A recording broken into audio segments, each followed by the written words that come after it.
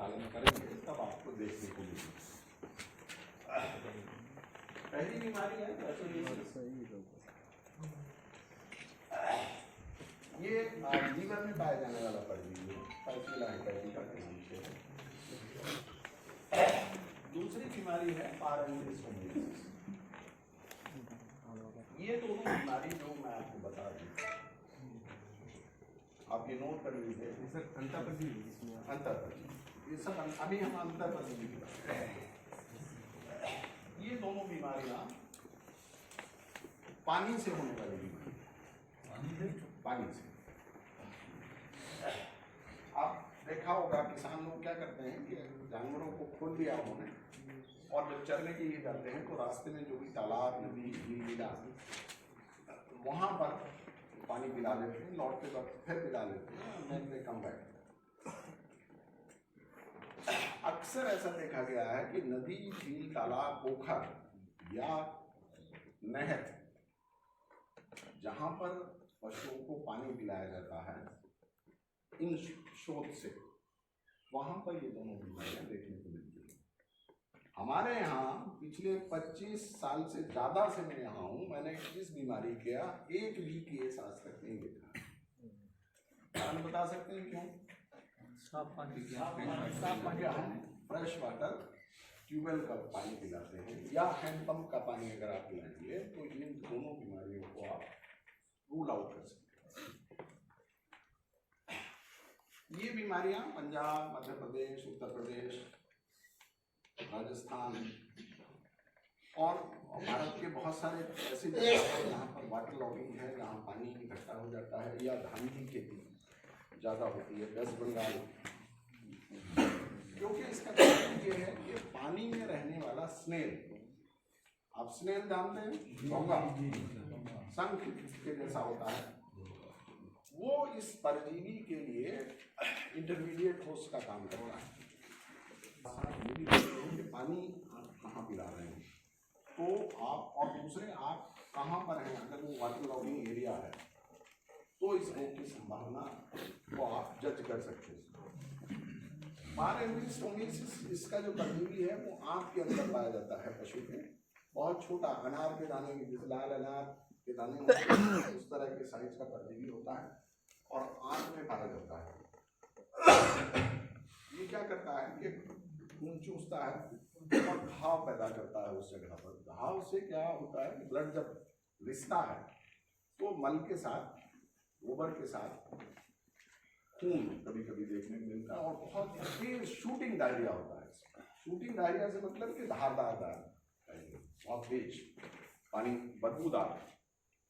और चूंकि पानी निकल जाता है शरीर से, इसलिए पशु को बार बार प्यास लगती है और पानी पीने की कोशिश करता है। अगर पानी उस टाइम उसे ना मिले तो पानी की कमी की वजह से पशु की मौत हो जाती है। और अक्सर देखने में आया है कि इस रोग से ग्रसित पशुओं में अगर इन्फेक्शन काफ़ी है तो 40% तक पशु मर जाते हैं। और इसको भी आपको ज़रूरत है कि ये देखने की कि अगर ये जो लक्षण हैं इस बात से कोरिलेट करते हैं, नहर के आसपास आपके जानवर चलते हैं या पोखर में पानी पीते हैं।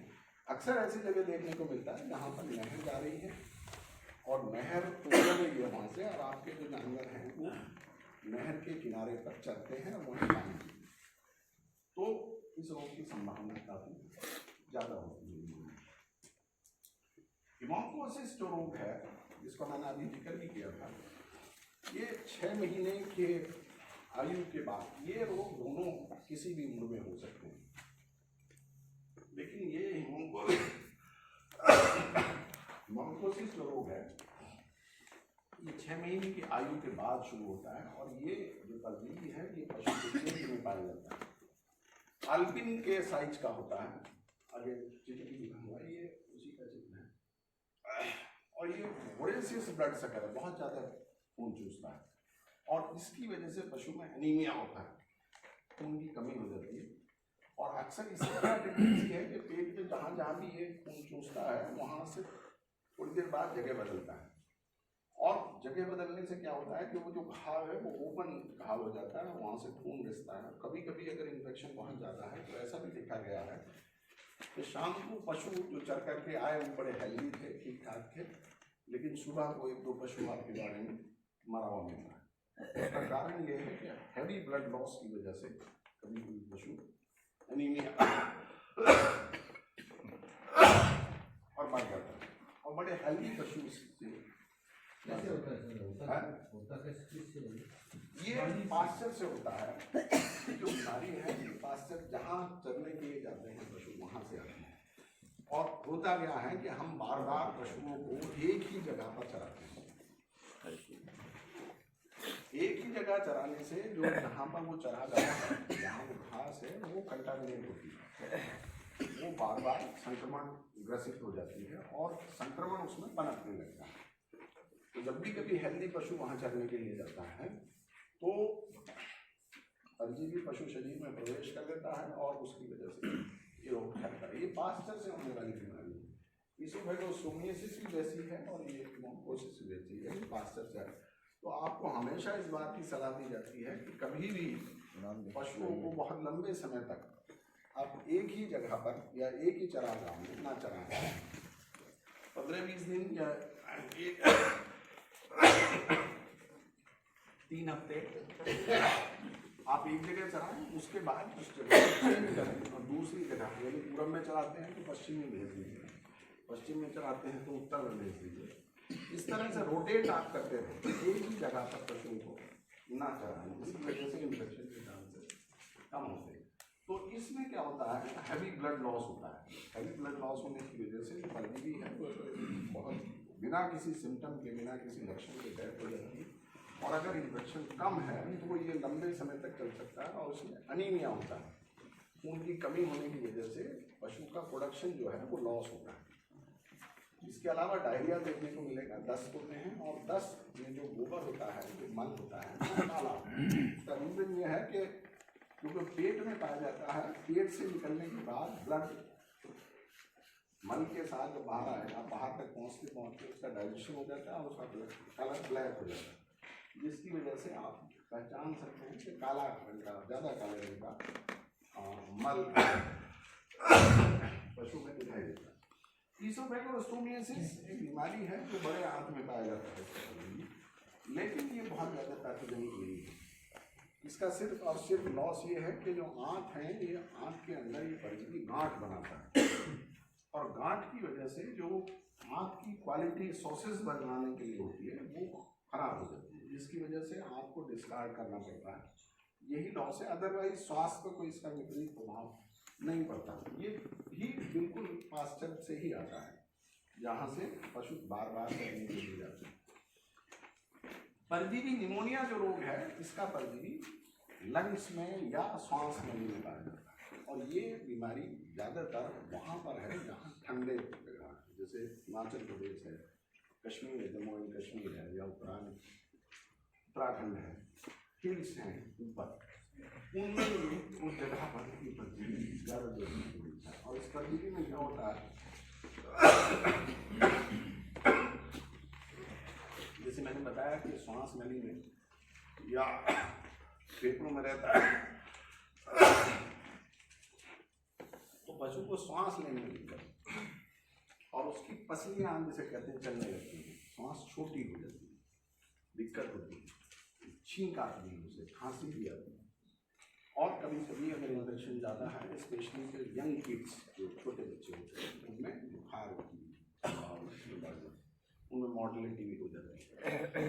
तो अगर इस तरह के लक्षण है, आपको सारे लक्षण के साथ साथ जो परिस्थिति है आपकी, कहाँ वो पानी पीते हैं, कहाँ वो रहते हैं, इसको अगर आप कोरिलेट करेंगे तो काफ़ी हद तक आप डायग्नोसिस पर पहुँच सकते हैं कि क्या संभावना हो सकती है। तो ये परजीवी निमोनिया का रोग है। ये गिट एक बहुत कॉमन बीमारी है जो हमारे यहाँ भी है। और गिट से क्या होता है, ये कुत्तों से होने वाली है, बकरी और भेड़ में ही कुत्तों से आता है। इसका जो परजीवी होता है टेपर, वो कुत्तों में पाया जाता है और कुत्तों के मल के साथ गोबर के साथ इसके अंडे बाहर आए। और कुत्ते अगर जहाँ आपके पशु रहते हैं उसके आसपास के क्षेत्र में जब भी कभी मल त्याग करते हैं तो उस जगह को कंटामिनेट करते हैं, गंदा करते हैं। और पशु जब चारे के साथ या दाने के साथ उनके अंडे जो पशु के शरीर में चले जाते हैं तो ये परजीवी जा करके उसके मस्तिष्क में बैठ जाता है, दिमाग में बैठ जाता है। दिमाग में ये फिर पानी की एक छोटी थैली के मतलब शुरुआत ये मटर के दाने से की तरह के छोटे सिस्ट से होगी और वो सिस्ट कभी कभी बढ़ती जाती है और कभी बढ़ करके वो और टेनिस की बॉल की तरह भी। तो जैसे जैसे दिमाग में इसका प्रेशर बढ़ता है वैसे वैसे पशु में मानसिक लक्षण आते हैं। और वो मानसिक लक्षण कैसे होते हैं? यानी पशु जो इससे प्रभावित होता है खाना खाना तो छोड़ देता है, खाना पीना छोड़ देता है, कम हो जाता है, उसका वजन कम होने लगता है। फिर वो क्या होता है कि एक जगह खड़ा हो जाता है, बाकी जानवरों से इंटरेस्ट रुचि लेना वो बंद कर देता है, एक जगह खड़ा हो जाता है। अगर आपने उसे हिला दिया या चला दिया तो वो चलते चलते चला जाएगा, लेकिन जहाँ पर कोई ऑब्स्ट्रक्शन आएगा सामने, जैसे दीवार आ गई या जो चैनल फेंसिंग आ गई उसके सामने या कोई खूंटा आ गया उसके सामने जाकर के फिर खड़ा हो जाएगा जब तक आप उसे फिर दोबारा ना छेड़ें। इसके अलावा क्या होता है कि कभी कभी पशु राइट हैंड को या लेफ्ट हैंड को चक्कर लगाना शुरू करेगा और गोल गोल चक्कर लगाना शुरू करेगा। कभी कभी पशु सिर को ऊपर करता है, कभी नीचे करता है, कभी दाएं बाएं इस तरह से करता है और बहुत ही स्टूपरा लुक होता है उसका, अजीब सा लुक देखने को मिलता है। और कभी कभी पशु अंधा हो जाता है। तो इस तरह के जो लक्षण आपको दिखाई देते हैं मानसिक लक्षण हैं और तो आप समझ सकते हैं कि गिल्ट जैसा रोग हमारे पशु GI सिंड्रोसिस वैसे इसका नाम है, लेकिन आमतौर पर हम इसे गिल्ट के नाम से जानते हैं। तो ये लक्षण आपको पशु में देखने को मिलेंगे और ये कुत्तों से जैसे मैंने बताया आता है। तो अगर आप कुत्तों का आना जाना है और इस तरह के लक्षण पशु में देखने को, एक और बात बता दूं मैं, ये रोग वहाँ भी ज़्यादा होता है जहाँ स्लॉटर हाउसेस है। स्लॉटर हाउसेस में क्या करते हैं कि मैंने जैसे बताया कि वध होने के बाद, कटने के बाद पशु को जो काम का मीट होता है वो तो रख लेते, लेकिन बाकी का मीट जो यूजलेस होता है उस यूजलेस मीट को उठा करके बाहर फेंक देते हैं और उसमें परजीवी की सिस्ट होती है। और ये सिस्ट फिर जब बाहर आता है मीट जो जिस ऑफल कहते हैं वो ऑफल को कुत्ते खा जाते हैं। इस तरह से उसका जीवन चक्र परजीवी का पूरा होता है और ये परजीवी वातावरण में इस तरह बना रहता है। तो वहाँ पर इस रोग की संभावना ज़्यादा होती है जहाँ स्लॉटर हाउस है, क्योंकि वहाँ कुत्ते होंगे और कुत्तों में ये परजीवी होगा और बीमारी फैल सकती है। फार्म हाउस में अगर पेट डॉग्स रखे जाए तो हाँ नहीं, पेट डॉग अगर आप रखते हैं तो पेट डॉग की डिवर्मिंग करिए, पेट डॉग की डिवर्मिंग करिए और उस डिवर्मिंग की वजह से आप ये रोग की संभावना काफ़ी कम हो जाती है। ये और मैं बता दूँ आपको कि ये रोग आदमी में भी हो सकता है, ये रोग आदमी में भी हो सकता है, इसलिए कुत्तों से आमतौर पर आप बचिए। कहते हैं कुत्ता बड़ा वफादार होता है, कुत्ते पालते नहीं हैं, मेरे यहाँ भी ये कुत्ता है, मैं भी पालता हूँ, लेकिन कुत्ते से जो होने वाले रोग हैं बहुत ही घातक है। रेबीज का आपने नाम सुना होगा? हाँ सर। वो उसका कोई इलाज ही नहीं। इसी तरह ये भी जो रोग है ये भी कुत्तों से होने वाले रोगों में है जो आदमी में भी हो सकता है। और कभी आपने देखा होगा, अभी कुछ दिनों पहले की बात है, 4-6 साल पहले, 10 साल पहले की बात, लिएंडर पायस जो अपना टेनिस प्लेयर वो भी एक बीमारी से ग्रस्त हुआ था और उसको बाद में जो डायग्नोस हुआ। ये जो बकरी पालक हैं जो आप लोग, अगर आपने गौर से देखा होगा, आप खुद करते हैं या नौकरों से कराते हैं? खुद करते हैं। आप जानवर देखते हैं रोज। ये भी मैं आपको बता दूं कि जब कभी भी आप बकरी पालन या भेड़ पालन में बात करते हैं या किसी भी पशु पालन की बात करते हैं तो you have to involve yourself. It's not, you can not leave them कि साहब अब फोन पर आप घर सुबह उठे और आपने फोन पर बात करके और बात खत्म कर दी, उसको इंस्ट्रक्शन दे दी ये कर लो वो कर लो, बात खत्म हो गई। ऐसा नहीं, कम से कम सुबह और शाम अपने जानवरों को जाकर के पर्सनली देखिए। इसका जो फायदे होंगे वो ये है कि सबसे बड़ी बात ये है, क्योंकि ये लोग जो लोग काम कर रहे हैं वो तो कोई बात नहीं, लेकिन जो लोग नए शुरू करने वाले हैं they do not know the natural behavior, the normal behavior of the bee। उन्हें पता नहीं है कि बकरी का नॉर्मल बिहेवियर क्या होता है, वो किस तरह बिहेव करते हैं।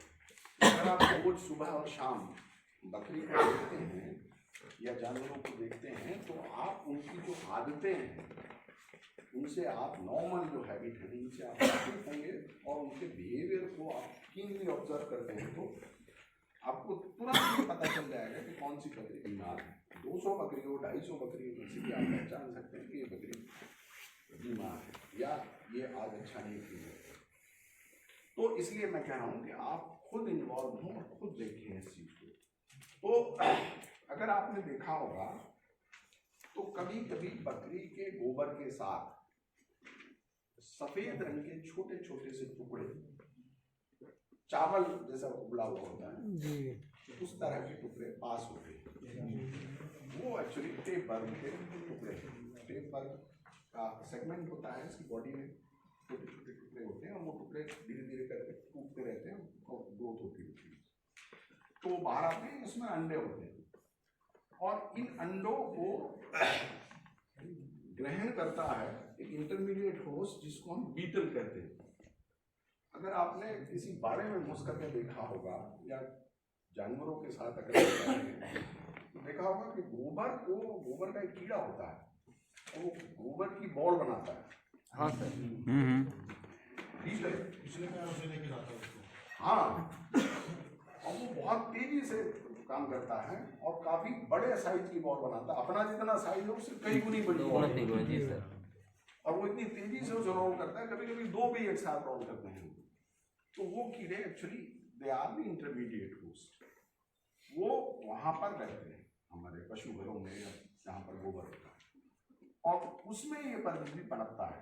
एक्सीडेंटली जब आप गलती से जानवर का दाना चारा जमीन पर डालकर खिलाते हैं तो ये परजीवी, ये जो बीटल है इसको जानवर खा जाते हैं और जिसकी वजह से पीताकृमि संक्रमण उसमें हो जाता है। और ये क्या होता है कि ये 5 से 7 मीटर तक बड़ा परजीवी होता है, यानी आमतौर पर साड़ी या आदमी के बांधने वाली जो धोती होती है इतना बड़ा परजीवी होता है।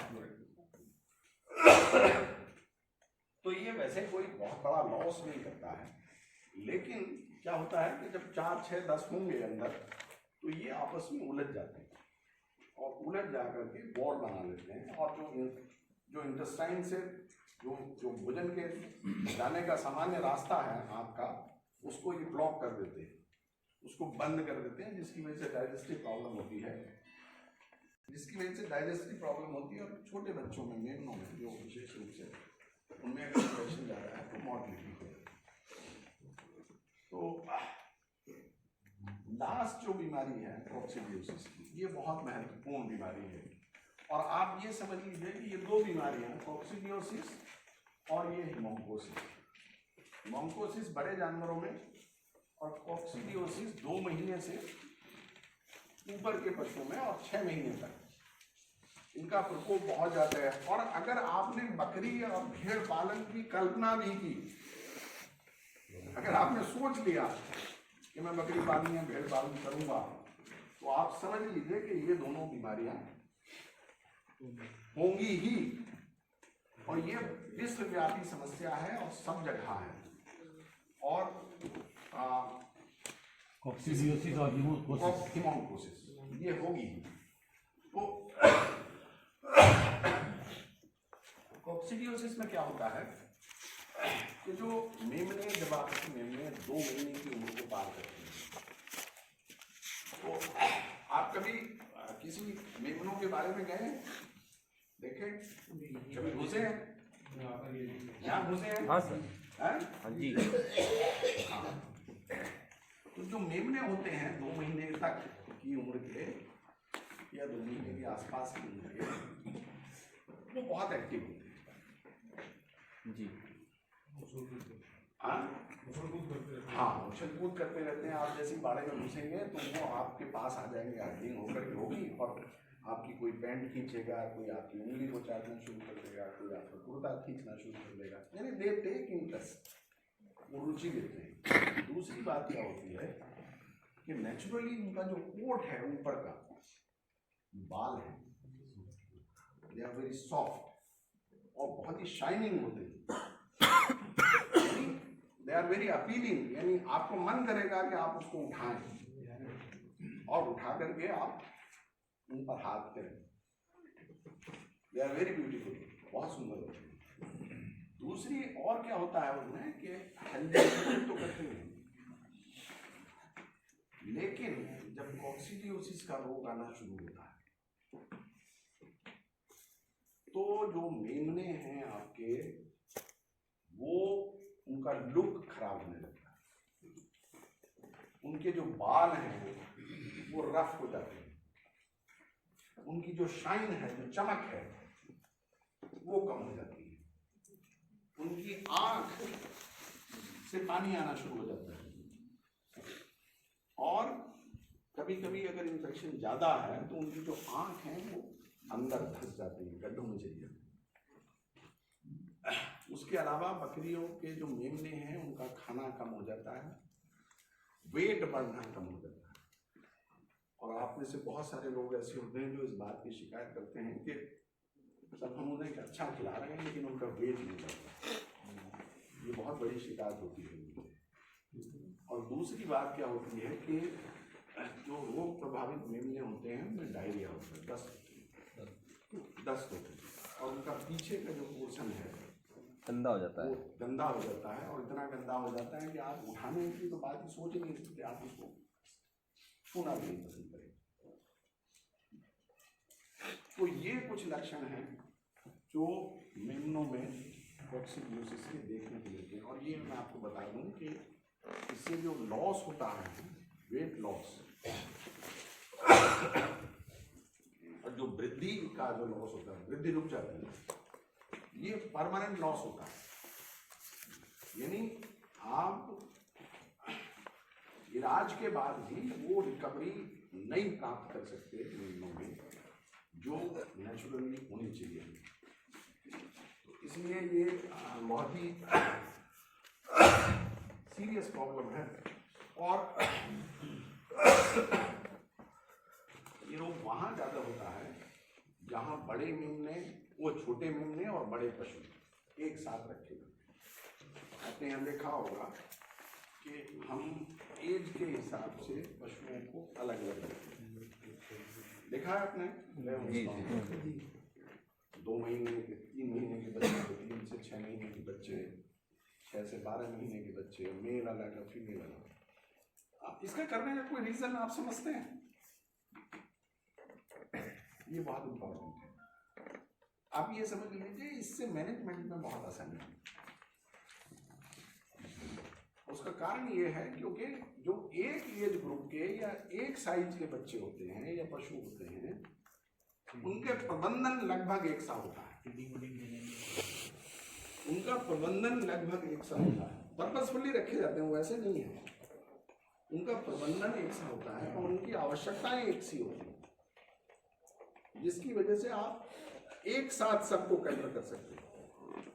अगर एक ही बारे में कुछ बच्चे अभी के पैदा हुए 15 दिन के हैं, कुछ 2 महीने के हैं, कुछ 4-6 महीने के हैं, उनकी सबकी आवश्यकताएं अलग अलग होती हैं। और फिर क्या होता है कि आपने दाना डाला, बड़े जानवर चट कर देते रहे, इस देर में छोटों को कुछ मिला ही नहीं, या बीमार जानवर है,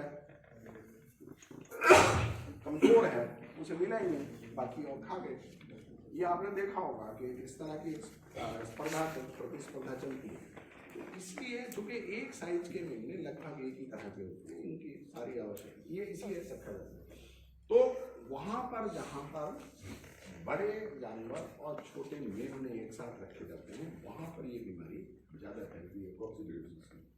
और इसका कारण ये है कि ये परजीवी बड़े जानवरों में इतना घातक नहीं है, उसमें ज़्यादा लक्षण इसके नहीं आते बड़े जानवरों में, और जिसकी वजह से हम उसे ओवर नहीं करते, हमें पता ही नहीं होता कि बीमारी चल रही है। लेकिन अगर छोटे बच्चे उसके साथ हैं तो वो चूंकि मल के साथ, गोबर के साथ इसके जो अंडे हैं परजीवी के, वो पास होते रहते हैं, और उसकी वजह से जो मेमनों में ये रोग आ जाता है। तो इसलिए कोशिश ये होनी चाहिए कि एज अर्ली एज पॉसिबल आप अपने छोटे मेमनों बड़े जानवरों को अलग रखें। कारण कैसे होता है? क्या ये होता कैसे है? ये होने के कारण ये है, मैंने आपको बताया था कि पानी या भोजन के संक्रमण से होता है। अगर बाड़े में साफ सफाई नहीं है और आप भोजन या दाना चारा जमीन पर डाल करके देते हैं, पानी को स्वच्छ रखने के लिए ढकते नहीं हैं, या इस तरह का प्रबंध है कि जानवर उसमें कूद जाएंगे, तो कंटामिनेशन की वजह से ये हो जाता है। कारण बहुत सारे हो सकते हैं, बाहर से भी आ सकता है। उसके अलावा जो परिचारक हैं, जो काम कर रहे हैं, वो भी फैलाने का काम करते हैं। आपने सुना होगा मैस्टाइटिस एक रोग होता है, खनेला रोग। खनेला रोग से बकरी, भेड़, गाय, भैंस ये सब प्रभावित होती है। उसमें क्या होता है कि थन मारा जाता है, यानी दूध देना बंद कर देता है, और उसमें यहाँ शुरू में जब होता है तो उसमें ब्लड आना शुरू हो जाता है। कुछ दिनों बाद अगर आपने ध्यान नहीं दिया तो वो थन बेकार हो जाता है। जैसे गाँव में छुचुंदर आना भी कहते हैं, वो कहते हैं कि जो छुचुंदर होती है वो इसको सूंघ गई, इसकी वजह से बीमारी हो गई। लेकिन वो सिर्फ और सिर्फ हमारी गलती, दो से तीन गोली आप दे सकते हैं। कभी कभी क्या होता है कि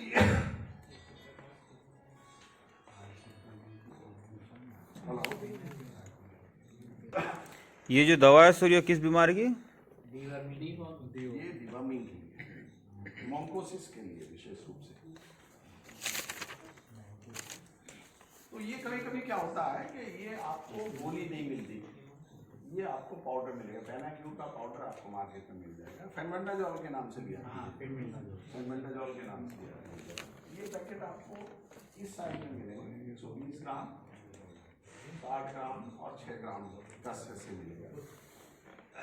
इसको पिलाने के टाइम क्या करते हैं, depending on the number of the animal, कितने एनिमल को आपको पिलाना है उसके हिसाब से आप डिसाइड करते हैं। अगर 120 ग्राम का पैकेट है तो 2 लीटर में घोलिए, 60 ग्राम का है तो 1 लीटर में घोलिए, और 6 ग्राम का है जैसे तो आप 100 ml में घोलिए, और उसके बाद घोल करके 1 ml पर 3 kg बॉडी वेट आप पिलाएं। 1 ml पर 3 kg बॉडी वेट, यानी 30 किलो की बकरी को कितना पिलाएंगे? 10 ml को नापेंगे कैसे? सिरिंज से। सिरंजी में होता है, आपको पता है?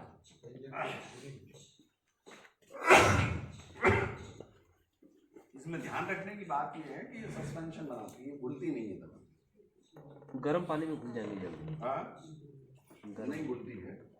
तो आपको करना ये है कि एक आदमी से कहिए कि वो उसे हिलाता रहे, चलाता रहे, और आप एक आदमी उसे पिलाता रहे, क्योंकि अगर ऐसा नहीं किया तो नीचे दवा ज़्यादा हो जाएगी और ऊपर दवा कम हो जाएगी। और आपको एल्बेंडाजोल एक और दूसरी दवा है जिसका आप इस्तेमाल कर सकते हैं। ये भी 150 मिलीग्राम की गोली है, इसको भी वही जो मैंने बताया 10 से 15 किलो के वजन का पैसियोलिसिस और पारेम्फिस्टोमियोसिस जो पाने वाले से होने वाली जो बीमारियां मैंने बताई थी, उसके लिए हम ऑक्सीक्लोरोक्विन का इस्तेमाल कर सकते हैं, या मार्केट में टोल्डान के नाम से एक दवा मिलती है, गोली, उन गोली का इस्तेमाल कर सकते हैं। बकरी और भेड़ में 200 मिलीग्राम की गोली होगी, जो एक गोली पर 13 kg बॉडी वेट पर, 13 किलो पर। क्या नाम है सर इसका? ऑक्सीक्लोरोक्विन दवा का नाम है, लेकिन टोल्डान के नाम से मार्केट में मिलती है। उसके अलावा ट्राइक्लाबेंडाजोल के नाम से भी एक और दवा आती है, जो 10 मिलीग्राम पर kg बॉडी वेट के हिसाब से आप इस्तेमाल कर सकते हैं। ये नई दवा है और अच्छी दवा बनी है। सबको कहते हैं क्या बोलते हैं? ट्राइक्लोबेंडाजोल 10 मिलीग्राम का 10 मिलीग्राम है। सॉल्ट तो एल्बेंडाजोल ही रहता है। नहीं ये ट्राइक्लोबेंडाजोल अलग है, ये अलग है, ये अलग है। ट्राइक्लोबेंडाजोल ये इन दो बीमारियों के लिए है जो पानी से होने वाली है, फैसुला और फारेंजिस। ब्रॉड स्पेक्ट्रम ब्रॉड स्पेक्ट्रम ये वाली है जो निमेटोड्स में आप इस्तेमाल कर सकते हैं। वैसे कोई ब्रॉड स्पेक्ट्रम दवा विशेष रूप से नहीं होती, लेकिन होता क्या है कि कुछ दवाइयाँ डिफरेंट स्टेज पर काम करती हैं और कुछ दवाइयाँ ऐसी होती हैं कुछ खास स्टेज पर काम करती हैं। बीमारी होने पर देनी है पहले, ये दोनों इस्तेमाल कर सकते हैं। बीमारी होने इससे पहले भी बरसात मैंने बताया था कि पहली बरसात जैसी हो तब आप इसका इस्तेमाल करें। ये टेपवर्म के बारे में है। ये आपने देखा होगा, ये बीटल दिखाने की कोशिश की है और इस तरह का एक परजीवी होता है, फीते के आकार का होता है, बहुत बड़ा होता है, गुबरीला में विकसित होते हैं। गुबरीला खाने से अत्यधिक संक्रमण घातक है। इसके लिए हम पाराजिपेंटल का इस्तेमाल करते हैं 5 से 7.5 मिलीग्राम पर केजी बॉडी वेट के हिसाब से, और मार्केट में ये गोली ट्रॉन्सिक के नाम से मिलती है।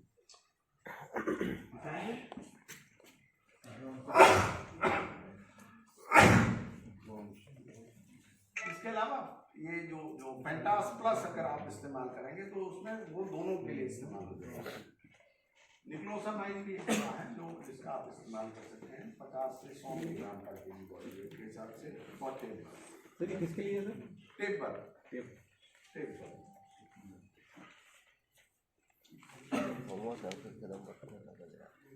ये जो मैंने बताया था बढ़िया रोगी या कॉक्सिडियोसिस, उसके बाद ये मुंह को दिखाने की कोशिश की है तो सुस्त है और दर्द हो जाता है, डायरिया होता है। एक कोशिकीय परजीवी है, आंख में पाया जाता है, खूनी पेशिश होती है, ब्लड आता है और वृद्धि दर प्रभावित होती है। हानि स्थायी है, अच्छी साफ सफाई से रोग को रोका जा सकता है। ये आंख को दिखाने की कोशिश की है। ये आप देख रहे हैं, ये इस परजीवी के अंडे हैं जो मल के साथ बाहर आते हैं और 3 से 6 की आयु में अति प्रभावी रोग है। 2 महीने के बाद ये शुरू होता है। वयस्क बकरियों में कम प्रभावी है, यानी लक्षण उसमें नहीं आते हैं, काम उसमें कम होता है। मेमनों एवं वयस्क पशुओं को अलग अलग रखकर आप पालें, उनको एक साथ में जल्दी से जल्दी अलग करें जितना हो सकता है, और पॉक्सीनासी औषधियों का प्रयोग करें। ये आप देखिए कि ये पीछे का इसका जो पोर्शन है ये गंदा हो जाता है मेमनों में, देखिए। अगर आप बेडिंग जो जहाँ बिछावन है पशु का बारे में, अगर आप उसको रेगुलरली नहीं बदलते हैं तो इस रोग की संभावना बढ़ जाती है। क्योंकि होता क्या है कि इनमें बच्चों में निबिल करने की आदत होती है और नीचे से ये जो घास है बिछाई होती है उसको खाने की कोशिश करते हैं और वहाँ पर जब इन्फेक्शन पाइलअप होता है तो उसके इन्फेक्शन बढ़ जाता है। तो इसलिए बेडिंग को आप लगातार हर 3-4 दिन बाद बदलें और नई बेडिंग वहाँ पर डालें। मिट्टी को भी बदलते हैं 4 महीने बाद। मिट्टी जो जमीन की है, जो बाड़ी की मिट्टी है, उसकी भी 4 से 6 इंच तक ऊपर की लेयर हटा करके नई दूसरी जगह से आप ला करके मिट्टी को डालें। उसके अलावा ये ध्यान रखने की ज़रूरत है, ये दवाइयाँ हैं जो आप इस्तेमाल कर सकते हैं कॉक्सिडियोसिस के लिए। सल्फोनामाइड में सल्फाडिमेडिन आती है जो 50 से 200 मिलीग्राम पर केजी बॉडी वेट के साथ कॉक्सिडियोसिस में बता रहे हैं 200 मिलीग्राम। एम्प्रोलियम का इस्तेमाल कर सकते हैं 25 से 50 मिलीग्राम 25 से 50 मिलीग्राम पर किलो के हिसाब से 5 दिन तक आप इस्तेमाल करें। और इसके साथ साथ आप बी कॉम्प्लेक्स का सिरप भी पिलाएं। एम्प्रोलियम जब आप इस्तेमाल करते हैं तो 5 दिन तक पिलाएं और 5 दिन तक आप इसके साथ बी कॉम्प्लेक्स का सिरप भी पिलाएं। इसके अलावा मोनिनसिन का इस्तेमाल कर सकते हैं, जैसे मोनिनसिन आजकल बंद कर दिया गया है, इसका उपयोग नहीं होता, लेकिन टोल्टोराजिल ये एक नई दवा है जिसको आप सिर्फ 2 बार इस्तेमाल कर सकते हैं 10 मिलीग्राम पर केजी बॉडी वेट के हिसाब से। ये प्रोफाइलेक्टिक और क्यूरेटिव दोनों है, यानी रोग को रोकने का भी काम करती हैं और रोग अगर हो जाए तो चिकित्सा भी काम करती है। तो ये आप ध्यान रखें।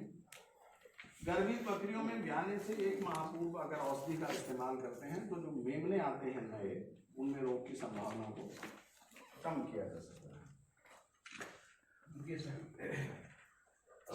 ये मैंने कोशिश की है थोड़ा सा। प्रेगनेंसी पीरियड में हम लोग 1 महीना पहले डिवर्मिंग कर सकते हैं। आप 15 से 1 महीना पहले, 15 दिन से 1 महीना पहले डिलीवरी के हाँ डिवर्मिंग कर सकते कॉक्सिडियोसिस के लिए। और अगर आपको कीड़ों के लिए करनी है तो आप फेनबेंडाजोल से करें, इसके अलावा किसी और से ना करें। फेनबेंडाजोल वो भी वही 1 महीना पहले साथ होते हैं काफी पशु में, यानी अगर आपके 10-20-50 पशु हैं तो उनमें 2-4-6 पशु में लक्षण आते हैं शुरू में, बाकी में अभी नहीं आते, लेकिन अगर 2-4 में आए हैं तो इस बात की संभावना है कि दूसरे पशुओं में भी वो हो सकता है। उसका कारण ये है कि आपका प्रबंधन एक सा होता है, आप सबको एक जगह पानी पिलाते हैं, एक साथ आहार देते हैं, एक साथ प्रबंधन करते हैं, एक साथ फीड देते हैं, तो इसलिए चांसेस ये होते हैं कि जब भी कभी कोई किसी तरह का रोग अगर आता है तो सारे जानवरों में होने की संभावना हो सकती है। तो ऐसे में अगर आप ट्रीटमेंट देते हैं तो आप ध्यान रखिए कि ट्रीटमेंट सभी को दें। डिवर्मिंग अगर आपको करनी है तो सभी डिवर्मिंग इसे कराते हैं बरसात से पहले और बरसात के पहले, यानी पहली बरसात जब हो तो उसके बाद हाँ, और बरसात जब खत्म हो जाए यानी मंथ ऑफ अक्टूबर आप अगर रेगुलर करवाते हैं तो क्या ये सब ये 1 साल बाद आप इस साल को बदल लेंगे। हाँ, इसके अलावा और भी हैं, जैसे लिगामिसॉल है और है आइलोमेक्टिन है, उसका भी इस्तेमाल कर सकते हैं, किसी का भी इस्तेमाल कर सकते हैं, लेकिन आप है कि सिर्फ डिवर्मिंग काम नहीं करती, आपका प्रबंधन बहुत काम करता है। तो जैसे मैंने बताया कि जो जानवर हैं वो एक साथ आते हैं तो आप सारे जानवरों को एक साथ ट्रीटमेंट दें। दूसरी बात यह है कि आप जो छोटे मेमने हैं उनका विशेष ध्यान रखें, कॉक्सिडियोसिस की संभावना ज़्यादा होती है। उसके अलावा साफ सफाई का बहुत ज़्यादा ध्यान रखने की ज़रूरत है। बाड़े में रोज़ सुबह शाम और रोज़ सुबह आपके बाड़े की सफाई होनी चाहिए, गोबर को उठा करके बाहर डालना चाहिए और गोबर को आप ऐसी जगह डालें जहाँ से जानवर गुजरते ना हो, और गोबर को पाइल अप करें, इकट्ठा मतलब ढेर लगाएं। ढेर लगाने से क्या होता है कि गोबर में जो हीट जनरेट होती है, कभी आपने गोबर के अंदर हाथ दिया है? हाँ, गर्म होता है, बहुत गर्म होता है। तो उससे जो हीट जनरेट होती है उससे जो बैक्टीरिया हैं या जो भी संक्रमण है वहाँ मर जाता है। उसके अलावा आप ध्यान रखें कि बाड़े में नमी ना हो, गीला ना हो, फर्श उसका गीला ना हो। तो गीला अगर है तो संक्रमण उसमें पनपता है, और इसलिए अगर आपको लगता है कि गीला है तो गीले बाड़े में आप चूने का इस्तेमाल कर सकते हैं।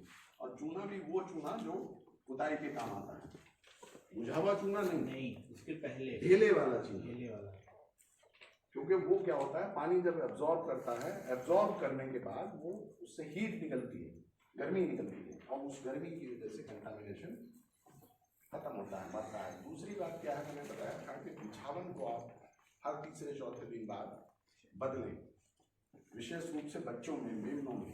क्या नाम बता सकते हैं? अच्छा, ठीक है। Ringworm is fungal. कॉक्सिडियोसिस, आदमियों में कोई परजीवी रोग जो बहुत मलेरिया प्लाज्मोडियम कॉमन पैरासाइट। हाँ,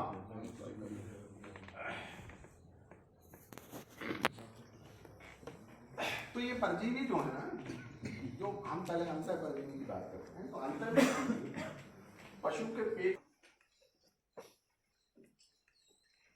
एक्चुअली परजीवी जो है या कोई भी इन्फेक्शियस एजेंट जो है वो हमारे वातावरण में रहते हैं, वो भोजन या पानी से जाते हैं।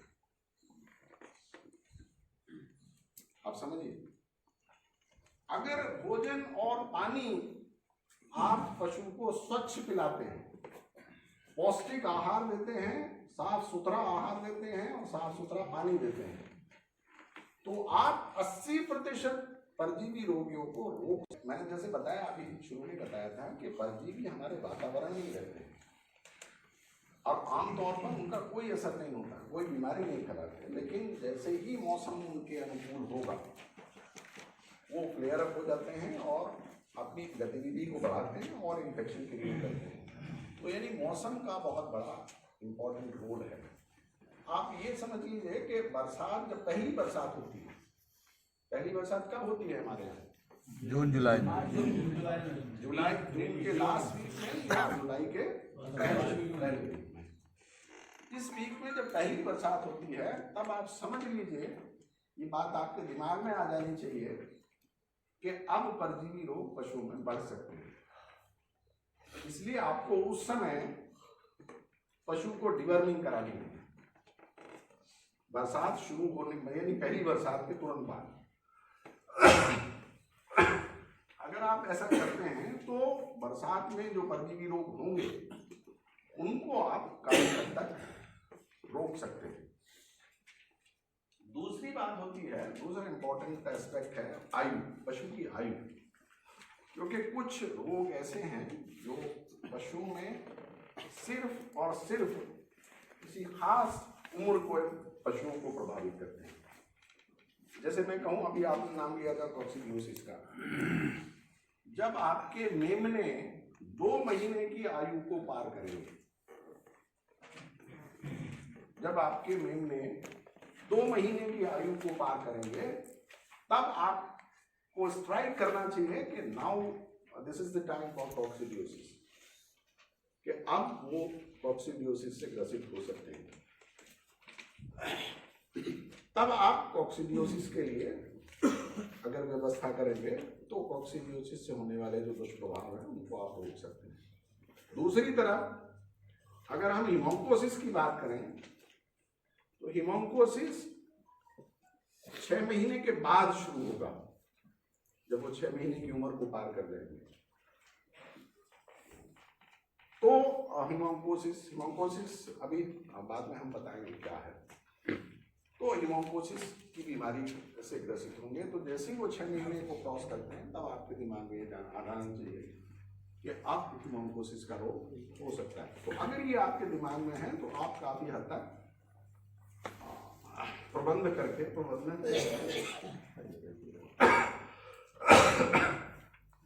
बीमारी को रोक सकते हैं या उसके दुष्प्रभाव को रोक सकते हैं। तीसरी बात आती है पशु प्रजाति।